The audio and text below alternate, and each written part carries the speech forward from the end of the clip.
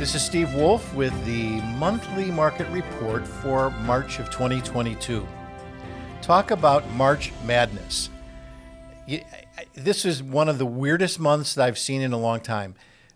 In the middle of March, things turned around for this market. Matter of fact, this market to me was bananas, just bananas. What happened is in the beginning of the month, the markets were going down, and they were going down precipitously, as they had been doing for the first part of the year, and especially the small stocks, especially the growth stocks. Well, March 15th came, and the Ides of March, I guess that must have done it. For those of you who are Shakespeare aficionados, you'll know what I'm talking about. For others of you, it was the middle of March, and the stocks just, wow, they turned around. So before I get to all the things that happened in there, though, I want to just give you a little disclaimer here, which we have to do for every one of these videos that we do. So what I'm about to say is strictly for informational purposes only, and it's not meant to be a recommendation. So before you buy or sell anything relating to anything I'm saying about the markets or individual securities, or maybe even the game that's going to be on tonight, be sure to consult your financial advisor. It's probably best for your personal situation, and he can make a recommendation, or she can make a recommendation for you. So, by the way, there is a game tonight. By the time you see this game will be over. But it's March Madness. Kansas is playing against North Carolina, and it is going to be a barn burner. In the meantime, what happened in March? So, for the month of March, the S&P was actually down. Was up about 3.6%. The Dow was up about 2.2%, and the NASDAQ was up about 3%. But for the quarter, so January, February, March, the S&P was down about 4.9%.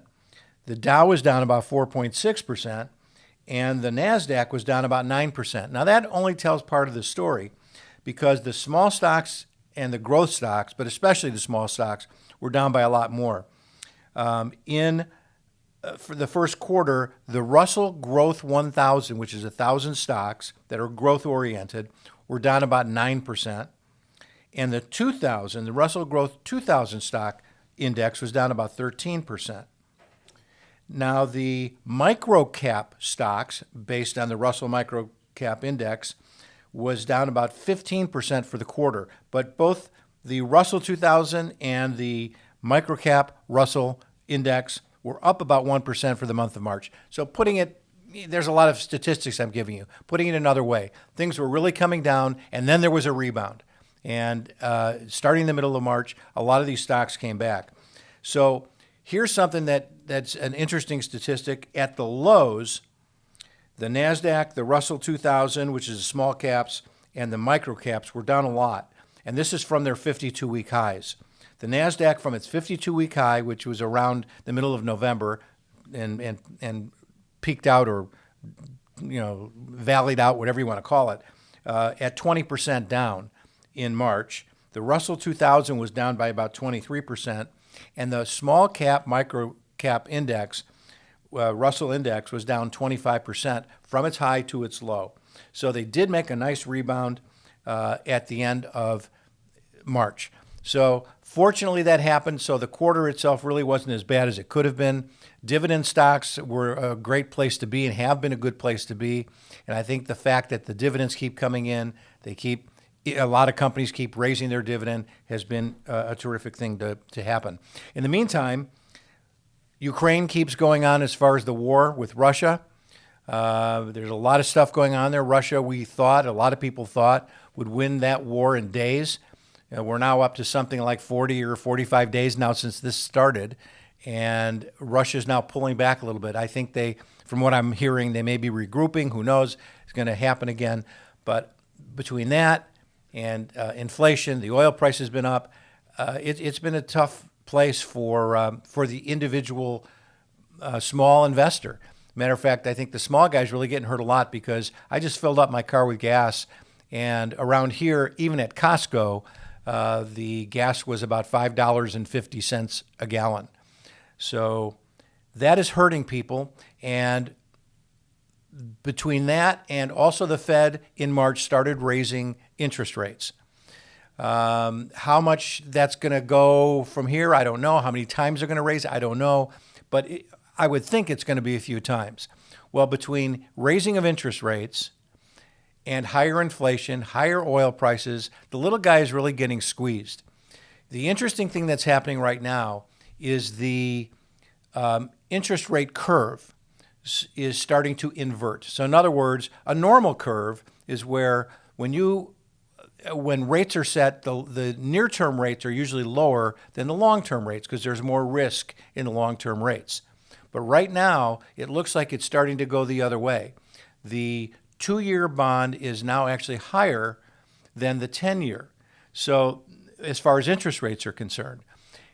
And that's concerning for a lot of people because when the curve gets inverted, a lot of times that means that there's going to be a recession at some point in the future. Now, it's not a guarantee, but it does happen, and it happens more often than not. Now, what does that mean as far as the stock market is concerned? The interesting part about that from an article that I just read was that from the time that the yield curve actually inverts, and we're still not quite there because the really short-term treasuries are still lower than the long. So the curve is going in your direction this way instead of this way.